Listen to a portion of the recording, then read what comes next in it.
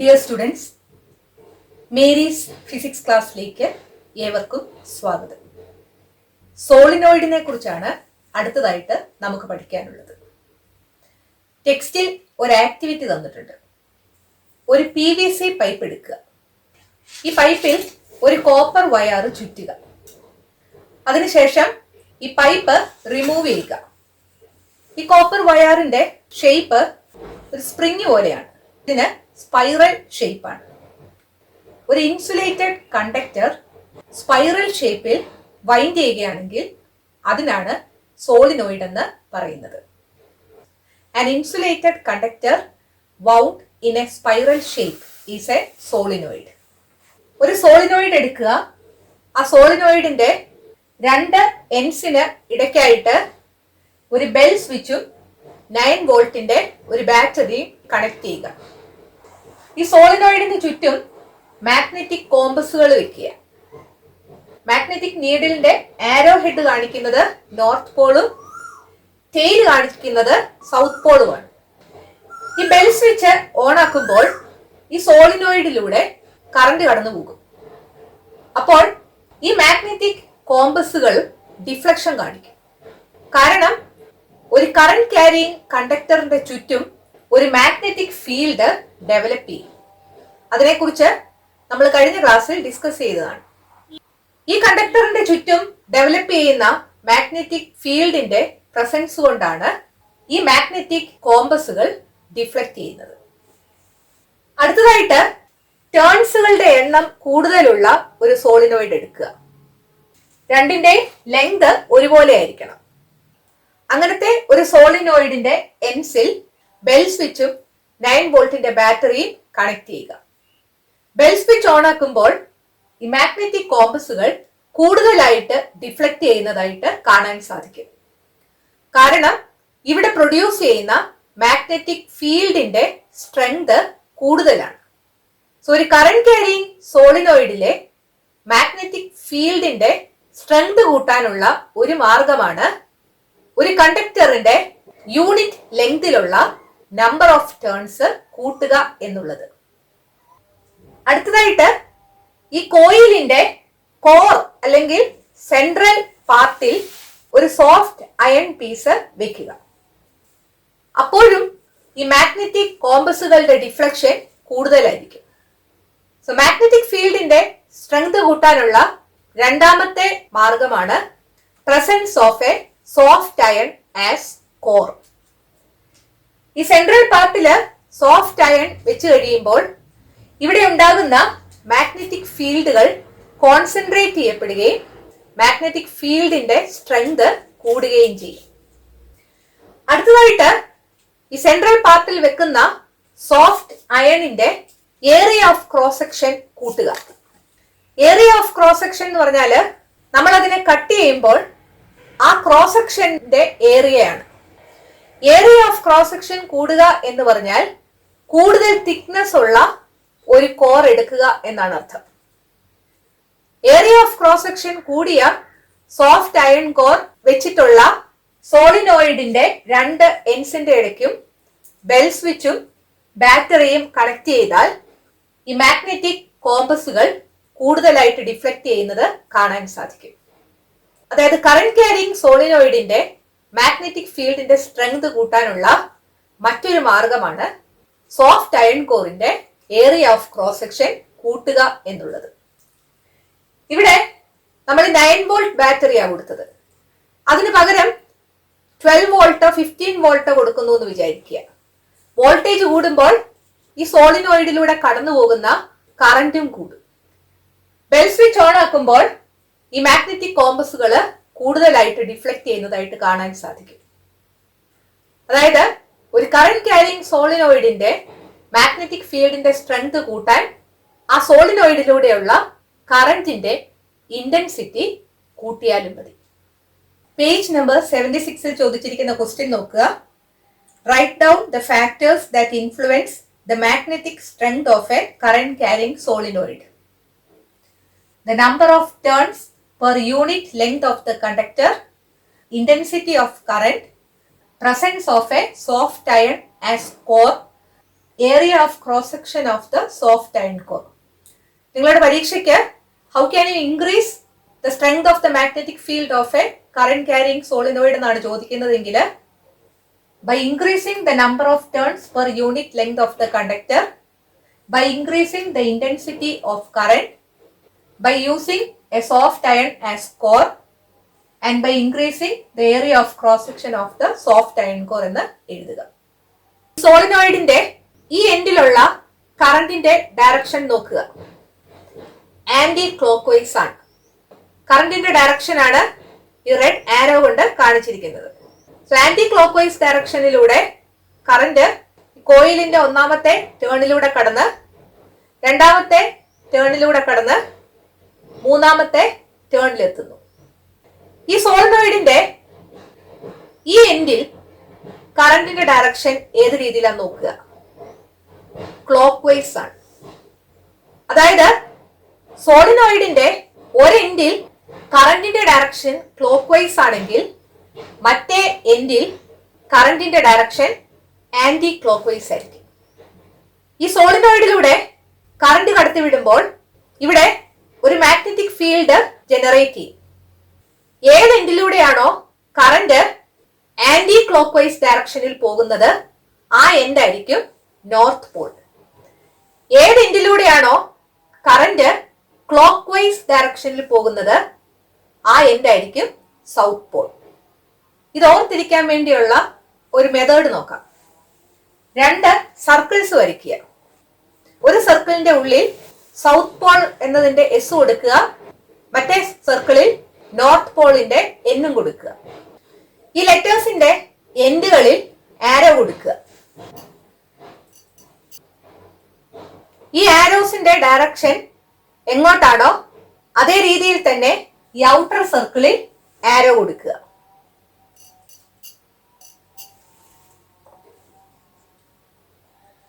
കറന്റിന്റെ ഡയറക്ഷൻ ആണ് ഈ ഔട്ടർ സർക്കിളിൽ കാണിച്ചിരിക്കുന്നത്.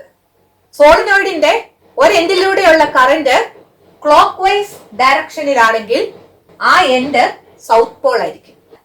ആന്റി ക്ലോക്ക് വൈസ് ഡയറക്ഷനിലാണ് കറന്റ് എങ്കിൽ ആ എൻഡ് നോർത്ത് പോൾ ആയിരിക്കും.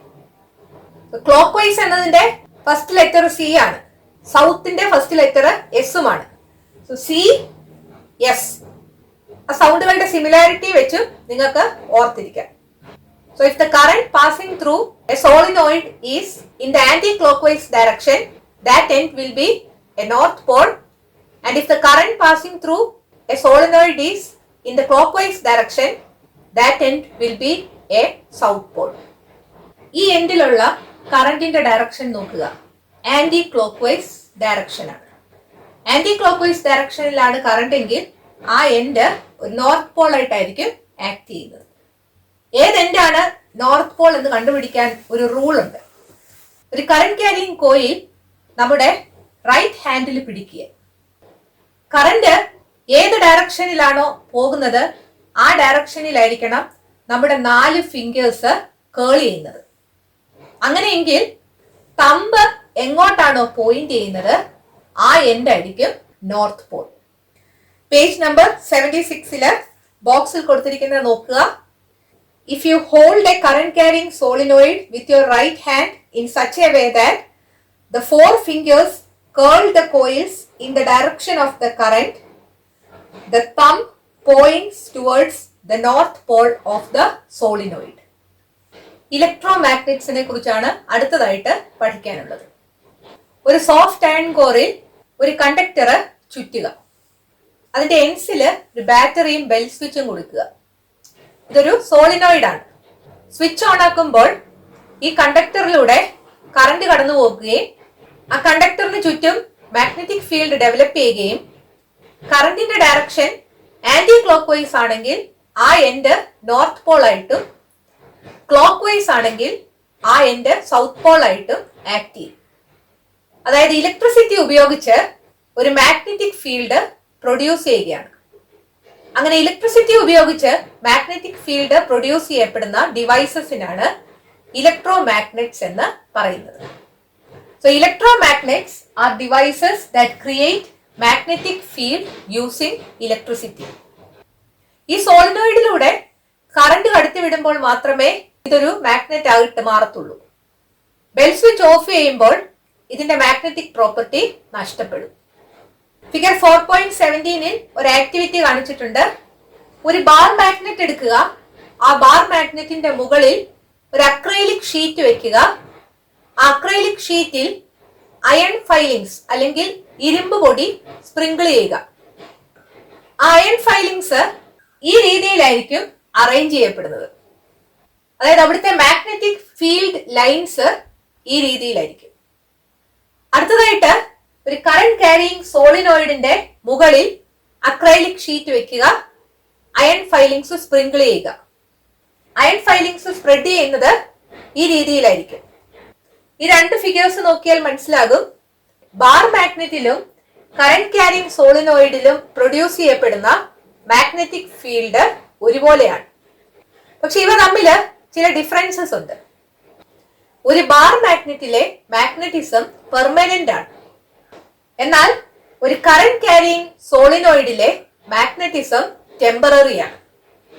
ഈ സോളിനോയിഡിലൂടെ കറന്റ് കടന്നു പോകുന്നില്ല എങ്കിൽ അതിന്റെ മാഗ്നറ്റിക് പ്രോപ്പർട്ടി നഷ്ടപ്പെടും.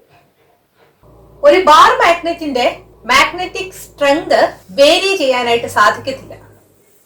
അതേസമയം ഒരു ഇലക്ട്രോ മാഗ്നറ്റിന്റെ അല്ലെങ്കിൽ ഒരു കറന്റ് ക്യാരിയിങ് സോളിനോയിഡിന്റെ മാഗ്നറ്റിക് സ്ട്രെങ്ത് വേരി ചെയ്യാനായിട്ട് സാധിക്കും.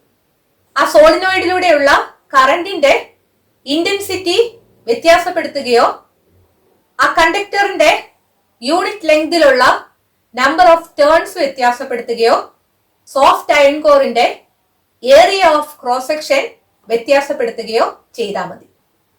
So in a bar magnet magnetic strength cannot be varied, but in a current carrying solenoid or in an electromagnet, magnetic strength can be varied.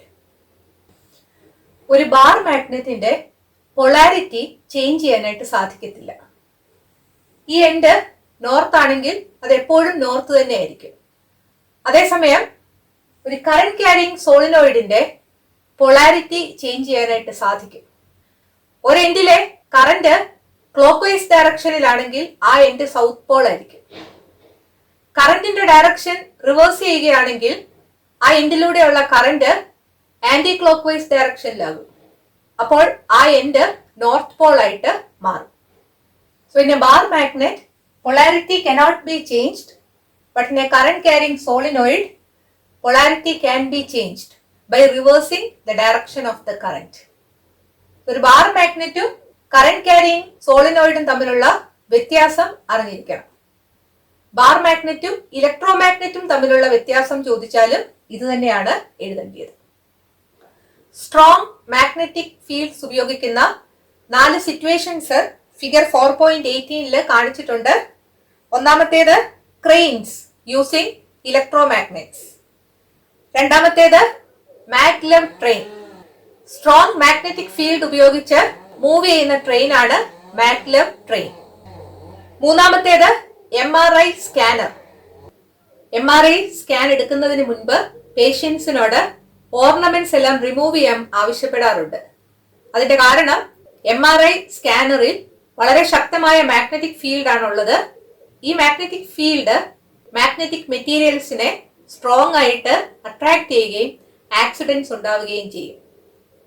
Magnetic materials അല്ലാത്ത മറ്റ് ഓബ്ജക്ട്സിന്റെ presence ഉണ്ടെങ്കിൽ അത് scanning റിപ്പോർട്ടിന്റെ ആക്യുറസിയെ ബാധിക്കുകയും ചെയ്യും.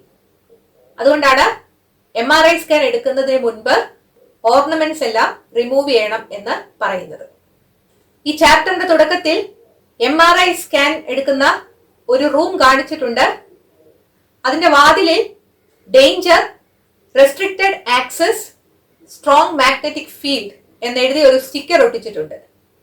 അത് കണ്ട് ഒരു പെൺകുട്ടി ചോദിക്കുകയാണ്, ഡാഡ്, ആർ മാഗ്നറ്റ്സ് ഡേഞ്ചറസ്? അതിന്റെ കാരണം MRI സ്കാനറിൽ സ്ട്രോങ് മാഗ്നറ്റിക് ഫീൽഡ് ആണുള്ളത്.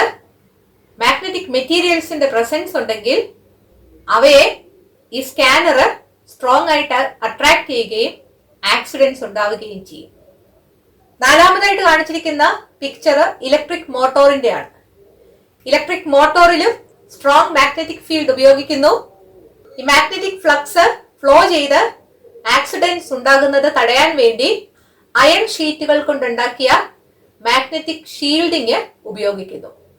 പേജ് നമ്പർ 78-ൽ ചോദിച്ചിരിക്കുന്ന ക്വസ്റ്റ്യൻ നോക്കുക. The figures of current carrying conducting loops are given below. Which figures give the correct representation of the magnetic polarity of the end you are facing? ഇവിടെ 4 current carrying conducting loops കൊടുത്തിട്ടുണ്ട്. ഏത് ഫിഗറിലാണ് correct magnetic polarity കാണിച്ചിരിക്കുന്നതെന്ന് കണ്ടുപിടിക്കുക. ആദ്യത്തെ ഫിഗറിൽ കറന്റിന്റെ direction ഏത് രീതിയിലാണെന്ന് നോക്കാം.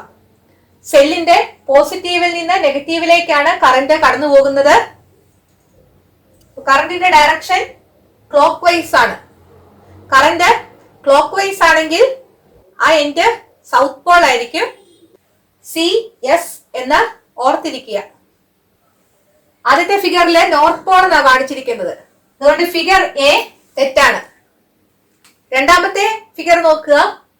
കറന്റിന്റെ ഡയറക്ഷൻ ക്ലോക്ക് വൈസ് ആണ്. സൗത്ത് പോൾ എന്നാണ് കാണിച്ചിരിക്കുന്നത്. ക്ലോക്ക് വൈസ് ആണ് കറന്റ് എങ്കിൽ ആ എൻഡ് സൗത്ത് പോൾ ആയിരിക്കും. ഇത് കാരണം ഫിഗർ B കറക്റ്റ് ആണ്. മൂന്നാമത്തെ ഫിഗർ നോക്കുക. പോസിറ്റീവിൽ നിന്ന് നെഗറ്റീവിലേക്കാണ് കറന്റിന്റെ ഡയറക്ഷൻ. കറന്റ് ആന്റി ക്ലോക്ക് വൈസിലാണ്. ആന്റി ക്ലോക്ക് വൈസ് ആണെങ്കിൽ ആ എൻഡ് നോർത്ത് പോൾ ആയിരിക്കും. ഇവിടെ തന്നിരിക്കുന്നത് നോർത്ത് പോൾ എന്നാണ്. ഫിഗർ C കറക്റ്റ് ആണ്. ഫിഗർ D നോക്കുക. കറന്റിന്റെ ഡയറക്ഷൻ പോസിറ്റീവിൽ നിന്ന് നെഗറ്റീവിലേക്കാണ്. അതായത് ലൂപ്പിലൂടെയുള്ള കറന്റ് ആന്റി ക്ലോക്ക് വൈസ് ആണ്. ആന്റി ക്ലോക്ക് വൈസ് ആണെങ്കിൽ ആ എൻഡ് നോർത്ത് പോൾ ആയിരിക്കും. ഇവിടെ സൗത്ത് പോൾ എന്നാണ് തന്നിരിക്കുന്നത്. ഫിഗർ D തെറ്റാണ്. ബിയും സിയുമാണ് കറക്റ്റ് ഫിഗേഴ്സ്. രണ്ടാമത്തെ ഫിഗർ കാണിച്ചിരിക്കുന്നത് നോക്കുക. ഒരു സോളിനോയിഡിന്റെ 2 എൻഡ്സിലും ഒരു ബാറ്ററി കണക്ട് ചെയ്തിരിക്കുന്നു. എയിലെയും ബിയിലെയും പൊളാരിറ്റി എന്തായിരിക്കും എന്ന് എഴുതണം. കറന്റിന്റെ ഡയറക്ഷൻ മാർക്ക് ചെയ്യാം. കറന്റ് ബാറ്ററിയുടെ പോസിറ്റീവ് ടെർമിനലിൽ നിന്ന് നെഗറ്റീവ് ടെർമിനലിലേക്കാണ് പോകുന്നത്. ഈ എൻഡില് കറന്റ് ക്ലോക്ക് വൈസ് ഡയറക്ഷനിലാണ്. ക്ലോക്ക് വൈസ് ഡയറക്ഷനിലായതുകൊണ്ട് എൻഡ് A സൗത്ത് പോൾ ആയിരിക്കും. അങ്ങനെയെങ്കിൽ എൻഡ് B നോർത്ത് പോൾ ആയിരിക്കും. സോളിനോയിഡിനെ കുറിച്ചുള്ള കാര്യങ്ങളാണ് ഈ വീഡിയോയിൽ നമ്മൾ ഡിസ്കസ് ചെയ്തത്. ഈ വീഡിയോ നിങ്ങൾക്ക് ഇഷ്ടപ്പെട്ടെങ്കിൽ നിങ്ങളുടെ കൂട്ടുകാരോടും മേരീസ് ഫിസിക്സ് ക്ലാസ്സിനെ കുറിച്ച് പറയണം. ഈ ചാനൽ സബ്സ്ക്രൈബ് ചെയ്യാൻ മറക്കരുത്. അടുത്ത വീഡിയോയിൽ വീണ്ടും കാണാം. Thank you.